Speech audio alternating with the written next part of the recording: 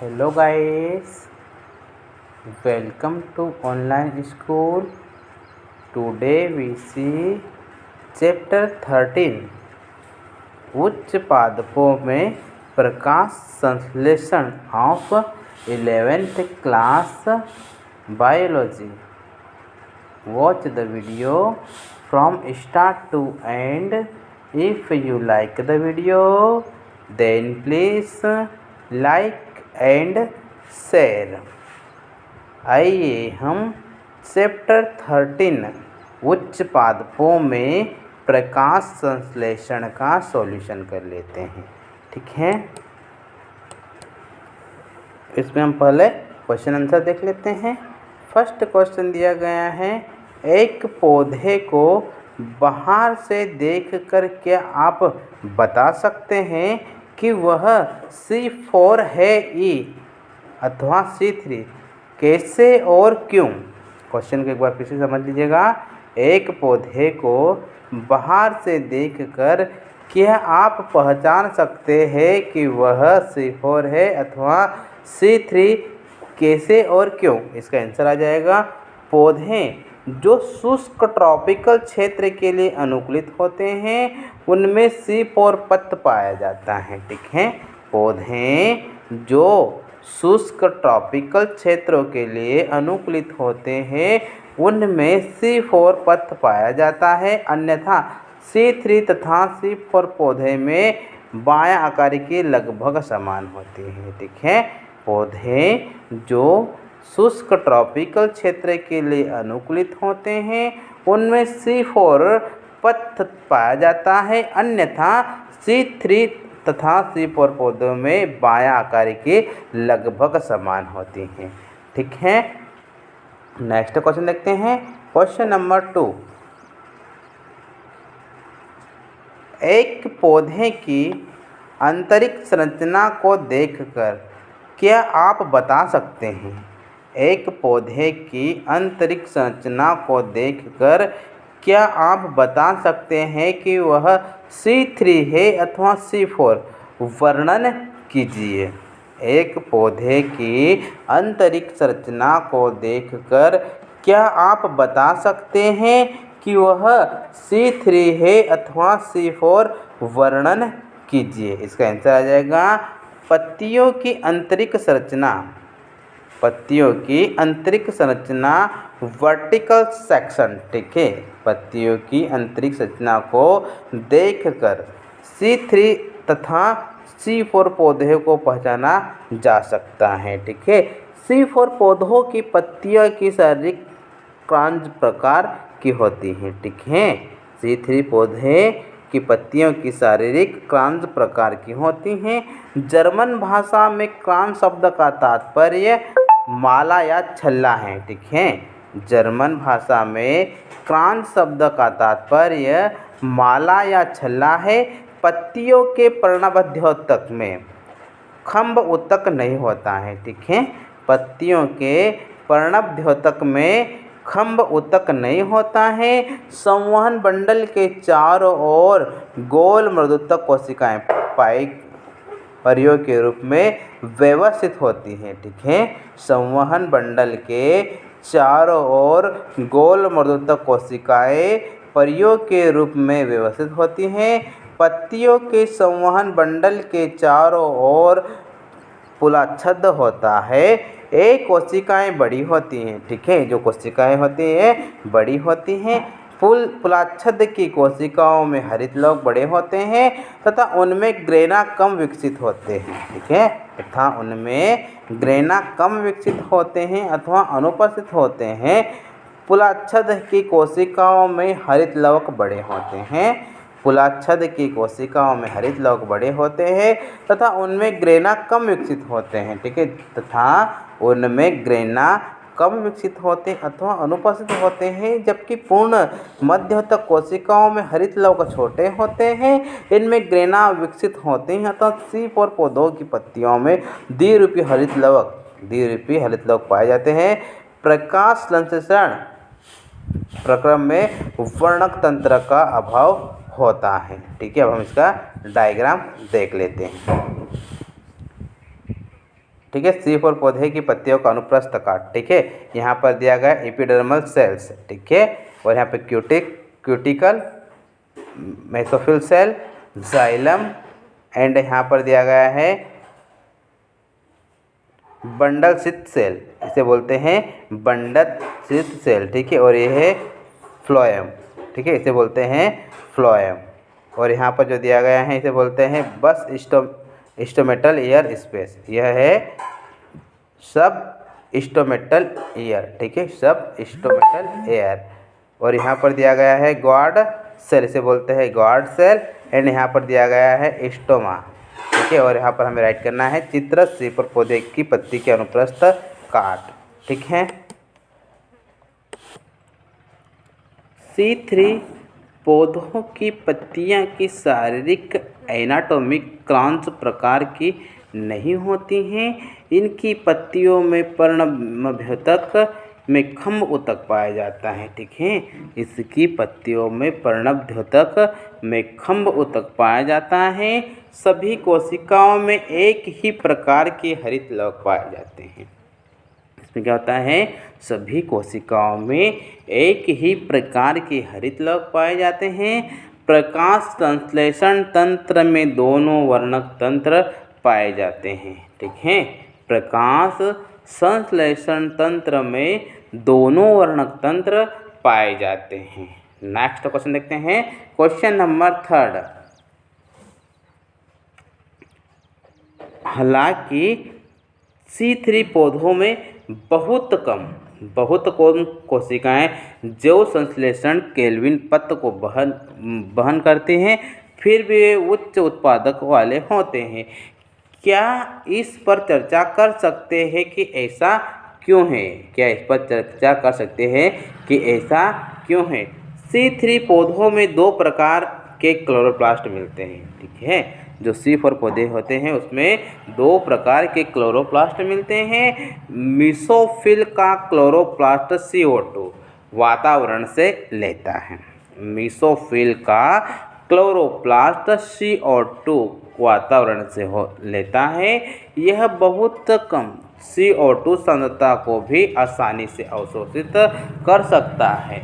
यहाँ तक कि जब रंध्र लगभग बंद होते हैं तब भी CO2 का अवशोषण कर सकता है, ठीक है। यहाँ तक कि जब रंध्र लगभग बंद होते हैं, ठीक है, जब रंध्र लगभग बंद होते हैं तब भी CO2 का अवशोषण कर सकता है।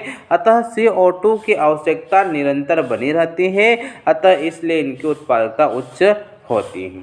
अतः इसलिए इनकी उत्पादकता उच्च होती है, ठीक है। नेक्स्ट क्वेश्चन देखते हैं।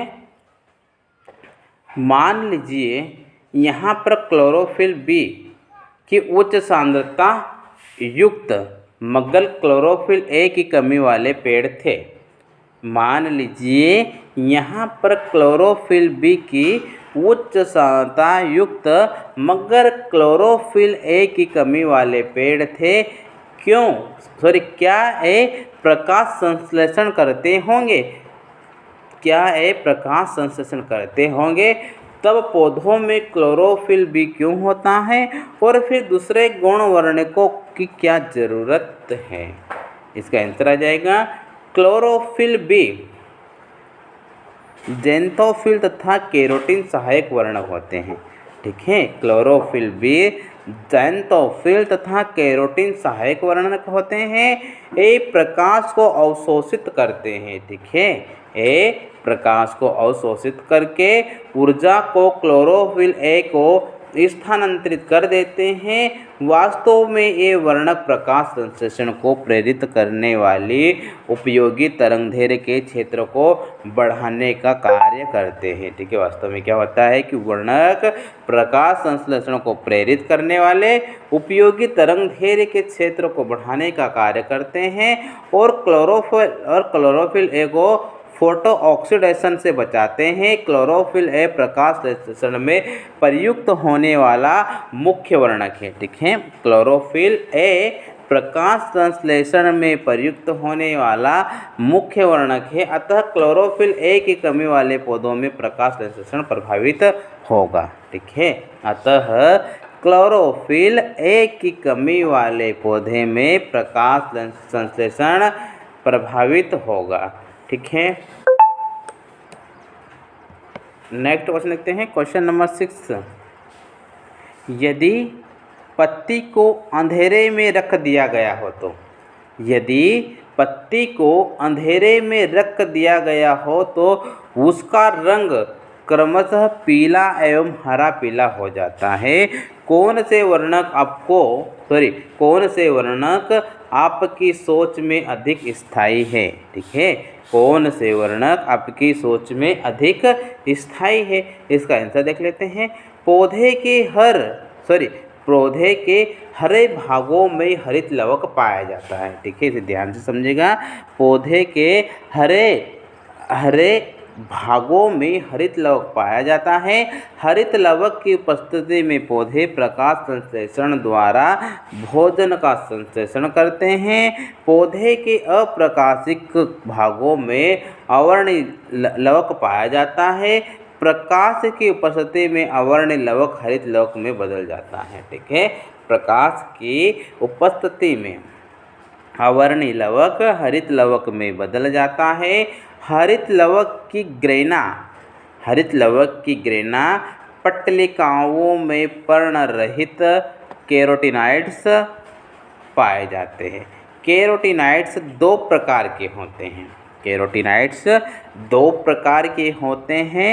ज़ैंथोफिल तथा कैरोटीन एक क्रमशः पीले एवं नारंगी वर्णक होते हैं। ठीक है, ज़ैंथोफिल तथा कैरोटीन एक क्रमशः पीले एवं नारंगी वर्णक होते हैं।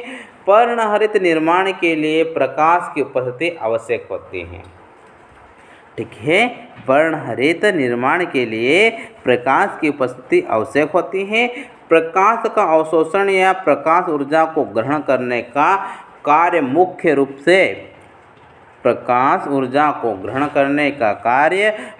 रूप से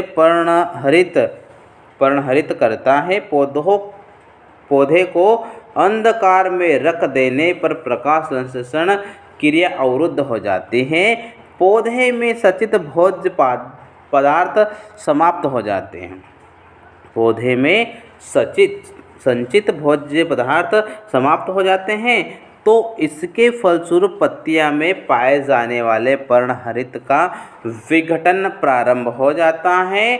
इसके फलस्वरूप पत्तियां कैसेटिनॉइड्स के कारण पीली या हरी पीली दिखाई देने लगती हैं। ठीक है, कैरोटीनॉइड्स पर्णहरित की तुलना में अधिक स्थायी होते हैं। ठीक है, कैरोटीनॉइड्स पर्णहरित की तुलना में अधिक स्थायी होते हैं।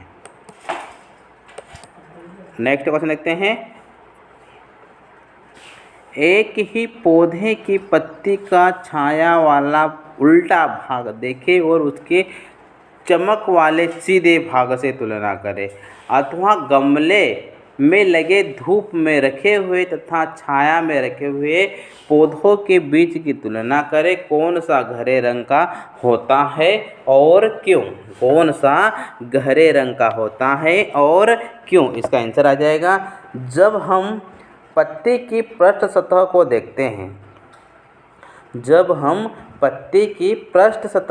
देखते हैं, तो यह अधर तल की अपेक्षा अधिक गहरे रंग की और चमकीली दिखाई देती हैं। इसी प्रकार धूप में रखे हुए गमले की पत्तियां छाया में रखे हुए गमले की पत्तियों की अपेक्षा अधिक गहरे रंग की और चमकीली प्रतीत होती हैं। इसका कारण यह है कि पृष्ठ तल पर अधिचर्म, ठीक है, इसका कारण यह है कि पृष्ठ तल पर अधिचर्म के नीचे खंभ ऊतक पाया जाता है। खंभ ऊतक में हरित लवक अधिक मात्रा में पाया जाता है। ठीक है, खंभ ऊतक में हरित लवक अधिक मात्रा में पाया जाता है। खंभ ऊतक प्रकाश संश्लेषण के लिए विशिष्टीकृत कोशिकाएं होती हैं। खंभकृत प्रकाश संश्लेषण के लिए विशिष्टकृत कोशिकाएं होती है। धूप में रखे गमले की पत्तियां छाया में रखे गमले की अपेक्षा अधिक गहरे रंग की प्रतीत होती हैं। ठीक है, अधिक गहरे रंग की प्रतीत होती हैं। पत्तियों के अधिक गहरे रंग का होने का मुख्य कारण कोशिकाओं में पर्णहरित की मात्रा अधिक होती है। ठीक है, पत्तियों के अधिक गहरे रंग का होने का मुख्य कारण कोशिकाओं में पर्णहरित की मात्रा अधिक होती है, क्योंकि पर्णहरित निर्माण के लिए प्रकाश का एक महत्वपूर्ण कारक होता है। इसके अतिरिक्त प्रकाश संश्लेषण के कारण पृष्ठ की कोशिकाओं में अधिक स्टार्च का निर्माण होता है। ठीक है, नेक्स्ट क्वेश्चन देखते हैं। C3 पथ एवं C4 पथ में डिफरेंट। ठीक है, C3 पथ एवं C4 पथ में फर्स्ट नंबर देगा CO2 का स्थिरीकरण एक बार होता है। ठीक है, CO2 का स्थिरीकरण एक बार होता है। CO2 का स्थिरीकरण 2 बार होता है। ठीक है, C4 पौधे में C2 का स्थिरीकरण 2 बार होता है। पूर्णमध्योतक तथा मूलाच्छंद कोशिकाओं में क्रमशः सेलोसिटिक अम्ल तथा 3-फॉस्फोरिलिक अम्ल बनता है। ठीक है, और C3 पौधे में CO2 वाहिका कार्य करता है। ठीक है, इसमें देखते हैं, इसमें PEP फास्फोफाइनल पायरुविक अम्ल CO2 ग्राही का कार्य करता है। ठीक है, इधर देख लेते हैं। C3 में CO2 स्थिरीकरण के फलस्वरूप बनने वाला प्रथम पदार्थ 3-फॉस्फोग्लिसरिक अम्ल होता है। यह 3 कार्बन यौगिक है। ठीक है, यह 3 कार्बन यौगिक है। CO2 स्थिरीकरण के फलस्वरूप बनने वाला प्रथम पदार्थ ऑक्सैलोएसिटिक अम्ल होता है। यह 4 कार्बन यौगिक है। ठीक है, C3 में 3 कार्बन यौगिक है और C4 में 4 कार्बन यौगिक है। ए वायुमंडलीय से अपेक्षाकृत कम CO2 ग्रहण करते हैं। ठीक है, CO3 पथ ए वायुमंडल के अपेक्षाकृत कम CO2 ग्रहण करते हैं। ए वायुमंडल से अधिक CO2 ग्रहण करते हैं। ठीक है, ये C4 पथ वायुमंडल से अधिक CO2 ग्रहण करते हैं। संतुलन तीव्रता बिंदु CO2 की अधिक सांद्रता 50 से 100 ppm पर होता है और संतुलन तीव्रता बिंदु CO2 की कम सांद्रता 0 से 10 ppm पर होता है। ठीक है,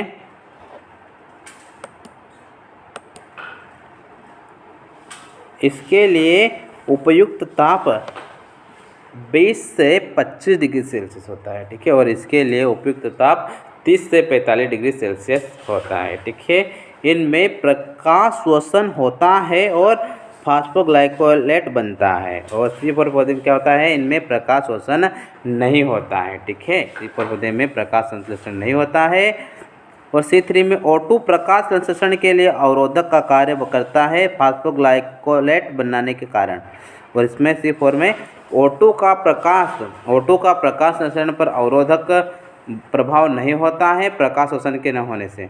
इसमें देखते हैं, इनमें एंजाइम रुबिस्को होता है और इसमें एंजाइम पेप कार्बोक्सिलेज होता है। उत्पादकता कम होती है। C3 में क्या होता है, उत्पादकता कम होती है। C4 में उत्पादकता अधिक होती है। ठीक है, उदाहरण इसमें आ जाएगा एग्जाम्पल में आलू, टमाटर, और इसमें C4 पौधे में आ जाएगा मक्का, घास, चौलाई आदि। ठीक है, C4 पौधे में आ जाएगा मक्का, घास, चौलाई आदि।